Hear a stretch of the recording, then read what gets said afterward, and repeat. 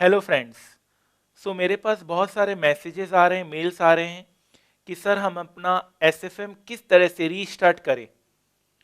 बहुत सारे ऐसे बच्चे हैं जिन्होंने एग्ज़ाम दे दिया है, बहुत सारे ऐसे बच्चे हैं जो जनवरी में एग्ज़ाम देंगे एंड मई में और उससे ऑनवर्ड्स एग्ज़ाम देंगे।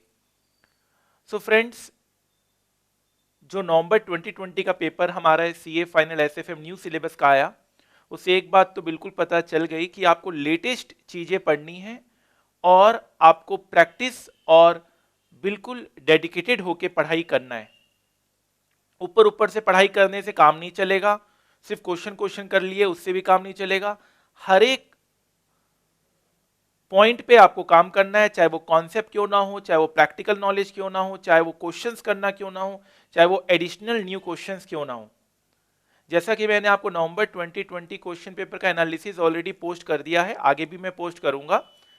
देखने में आया है कि सारे ही क्वेश्चन ऑलमोस्ट, अगर मैं 20 मार्क्स डिडक्ट भी कर लेता हूं और उसमें भी अगर ऑप्शनल क्वेश्चन हम ऐड करते हैं तो 116 नंबर 120 नंबर का पेपर में अगर मैं 30 नंबर भी हटा देता हूं वहां से तो 90 नंबर का पेपर आपके बिल्कुल मटेरियल से आया था। कुछ ऐसे क्वेश्चंस थे जिसमें रिवर्स कैलकुलेशन था, तो जब आप प्रैक्टिस करेंगे, जब आप बहुत अच्छे से 4 से 5 बार रिवीजन करेंगे तो उन सब क्वेश्चंस को आप इजीली टैकल कर सकते हैं। मेरा मानना है कि मेरे बहुत सारे स्टूडेंट्स इस पेपर में भी बहुत अच्छा स्कोर करेंगे एंड डेफिनेटली जब रिजल्ट आएगा तो उसके बारे में भी हम चर्चा अलग से करेंगे। अभी हम किस तरह से रीस्टार्ट करें, ठीक है। एक बहुत बड़ा क्वेश्चन मार्क है। मैंने देखा है कि स्टूडेंट्स सबसे पहले तो सही मटेरियल यूज नहीं कर रहे हैं। मैं बहुत दुख के साथ ये कहना चाहता हूं कि अभी भी बहुत सारे स्टूडेंट्स ऐसे हैं, मैं आप ये जो वीडियो है ये सिर्फ मेरे रजिस्टर्ड स्टूडेंट्स के लिए नहीं, ये पूरा 100% स्टूडेंट्स को मैं कैटर कर रहा हूं पूरे इंडिया का, ठीक है। तो यहां पर मैं ये देखने में आया है कि कुछ बच्चे नोट्स सही रेफर नहीं कर रहे हैं। अभी भी कुछ बच्चे, बहुत बार देखने में आया है कि फोटोकॉपी नोट्स जो मार्केट में सेल होते हैं उसे यूज कर रहे हैं। और मेरे पास कुछ ही दिन पहले मैसेज आया एग्जाम के बाद कि सर उस नोट्स में तो कुछ भी नहीं था जो आप एनालिसिस कर रहे हैं। जब मैंने एनालिसिस करके क्वेश्चन नंबर लिखवाया तो आपने देखा कि उस बुक्स में तो मैच ही नहीं कर रहा है। हमने जो एनालिसिस करके दिया वो लेटेस्ट बैच का एनालिसिस करके दिया, प्लस हम पुराने बैच वाले स्टूडेंट्स को अमेंडमेंट्स भी अलग से करके देते हैं। अब देखिए ये जितने भी हमने कुछ चीजें मैंने बताई है, बहुत सारी चीजें एडिशंस होती है। आप देखिए एडिशंस हो रही है, कुछ चीजें मॉडिफाई हो जाती है, आंसर मॉडिफाइड आप देख सकते हैं। बहुत सारी बात रिप्लेसमेंट हो जाती है आंसर्स में, करेक्शंस हैं इंस्टीट्यूट द्वारा, ये सारा पब्लिकेशंस है, तो इतना सारा चीज आप नहीं देख पाएंगे। तो सबसे पहले तो आपको मटेरियल देखना पड़ेगा कि आप सही मटेरियल यूज कर रहे हैं कि नहीं कर रहे हैं।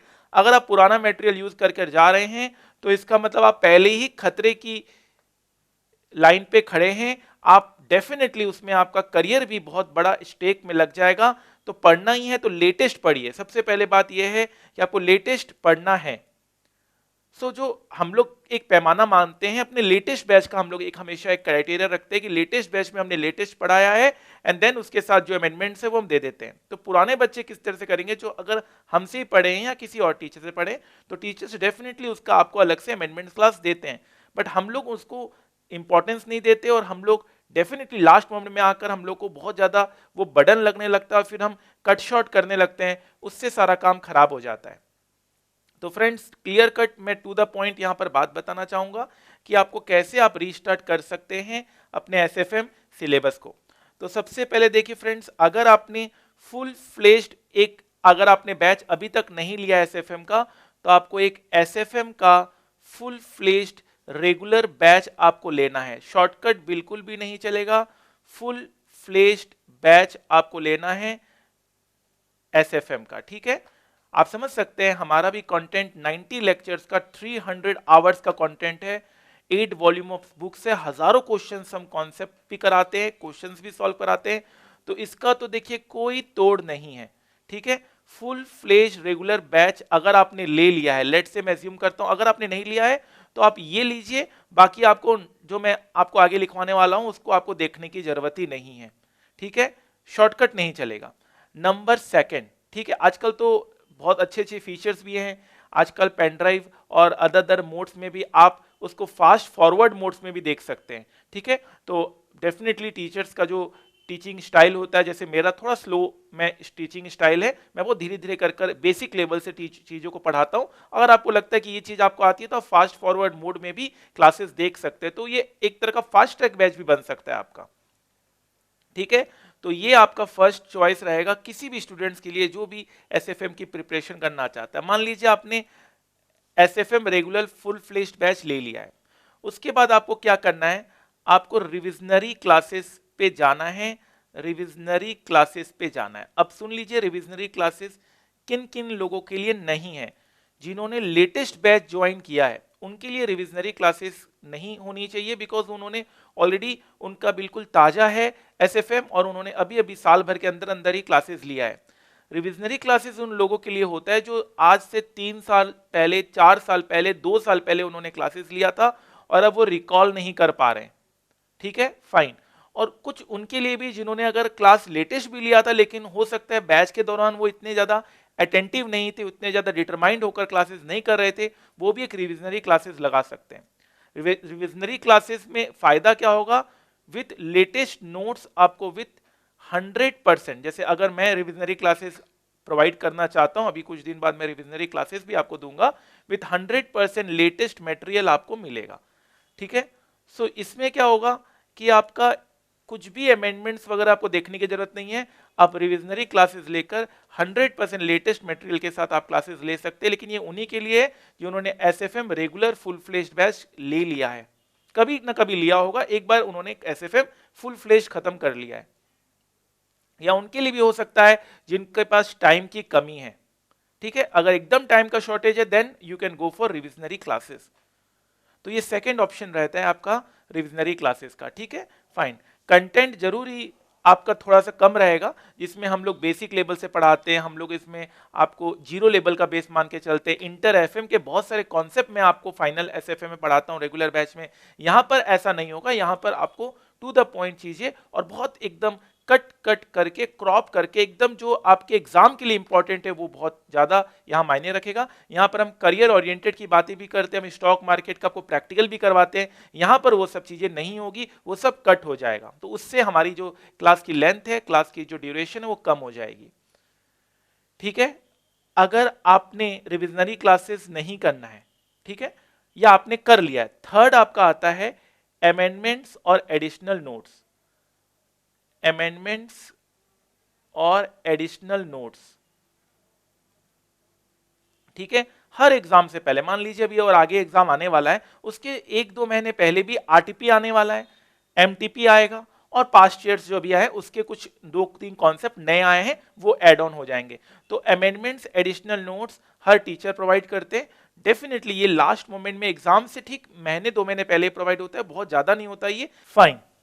सो एक चीज मैं और आपको कहना चाहूंगा यहाँ पर, जैसे आप रेगुलर बैच आप लेते हैं तो वहां पर हम लोग बहुत सारे कॉन्सेप्ट करवाते हैं। आप देख सकते हैं हम स्टॉक मार्केट से शुरू करते हुए time value of money, equity valuation, bonds के कॉन्सेप्ट सही है, preference share, right shares, buyback, mutual fund, corporate valuation, economic value added, merger acquisition, portfolio management, foreign exchange risk management, international financial management, derivative analysis, futures, options, currency futures, options, interest rate future, value at risk, startup, securitisation, financial policy, security analysis, risk management, mutual fund, ये सारे लगभग 1000 से ज्यादा concepts हैं।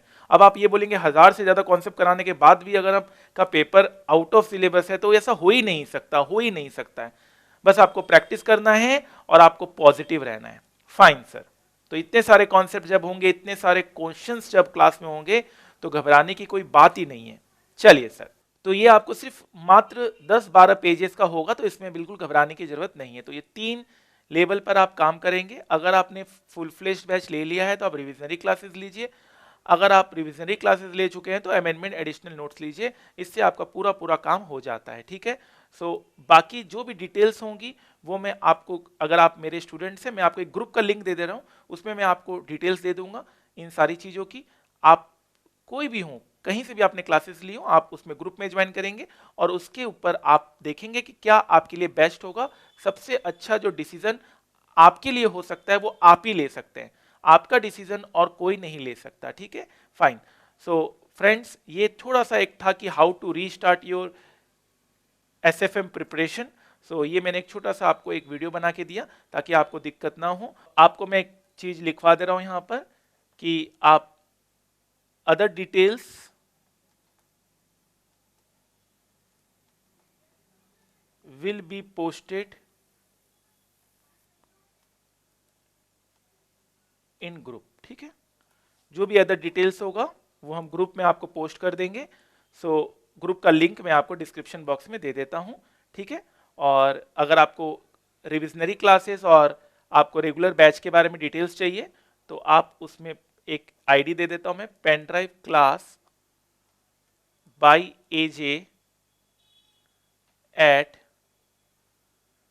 aj@gmail.com। Pendrive class by aj@gmail.com में आप classes की details ले सकते हैं। ठीक है, फाइन। सो ये एक चीज था जो मेरे पास काफी क्वेरी आ रहा था कि सर कैसे हम रीस्टार्ट करें। बिल्कुल घबराइए मत, अब एसएफएम को भी थोड़ा सीरियसली लीजिए। कुछ बच्चे एसएफएम को बहुत लाइटली ले रहे थे, कुछ बच्चे पुराने नोट से ही आगे बढ़ना चाह रहे थे। अच्छा, ये जो मैंने आपको जो ये पूरा बताया है ये दोनों के लिए है, ओल्ड सिलेबस बच्चों के लिए भी है और न्यू सिलेबस स्टूडेंट्स के लिए भी है। ठीक है, तो ये दोनों स्टूडेंट्स के लिए है। जो भी अपना बेस्ट किस तरह से आप कर सकते हैं, मेरे हिसाब से तो ये बेस्ट आपको मैंने इंफॉर्मेशन दिया। Full fledged batch, then revisionary classes और अमेंडमेंट और additional notes, more than enough है। इससे ज्यादा और कुछ नहीं आता है। आप रिविजनरी क्लासेस नहीं भी लेना चाहे तो चलेगा, आप सीधा रेगुलर बैच और सीधा एडिशनल नोट्स कर सकते हैं। रिविजनरी क्लासेस लेने की जरूरत नहीं है, ये बिल्कुल लेना ही लेना है। और ये आप एक बार जरूर लीजिएगा लाइफ में, क्योंकि बार बार आपको करियर बनाने का मौका नहीं मिलता। रिविजनरी क्लासेस उनके लिए है जिनके पास समय की कमी है और जो बहुत पुराने बैच के स्टूडेंट्स हैं और जो अभी कॉन्सेप्ट रिकॉल नहीं कर पा रहे हैं। ठीक है, fine. So friends, I hope the point is very much clear. अभी भी अगर कुछ कंफ्यूजन है तो बताइएगा, मैं पूरी कोशिश करूंगा आपको एसएफएम के ऊपर तो कोई भी डाउट ना हो, और एसएफएम के ऊपर मैं आपका पूरा 100% कॉन्सेप्ट्स क्लियर करने की पूरी कोशिश करूंगा। ठीक है, thank you so much friends, thank you very much. Wish you all the best. Confident रहिए, पॉजिटिव रहिए, स्वस्थ रहिए और खुश रहिए। Thank you so much.